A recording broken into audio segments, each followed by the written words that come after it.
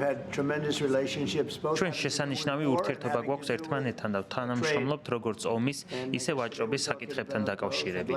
ვფიქრობ, დღეს ორივე თემაზე ვისაუბრებთ. სურს რომ მან შეწყვიტოს რუსეთიდან ნავთობის შესყიდვა, სანამ რუსეთი უკრაინის წინააღმდეგ ომს აგრძელებს. ისინი იბრძვიან, მათ უკვე მილიონობით ადამიანი დაკარგეს და რისთვის? იცით რისთვის? ეს სამარცხვინოა. გუშინაც ვთქვი, ასე გააგრძელოთ. მათი ეკონომიკა ახლა საშინელ მდგომარეობაშია.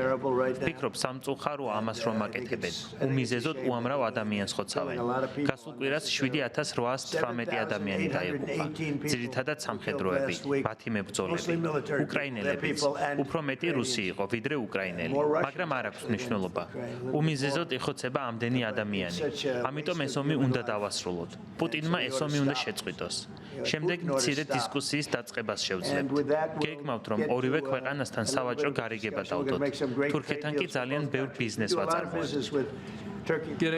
თქვენი პრეზიდენტობის პირველი და მეორე ვადის დროს ჩვენ შევძელით თურქეთისა და ამერიკის შეერთებული შტატების ურთიერთობა განსხვავებულ დონეზე და პროცესში გადაგვეყვანა.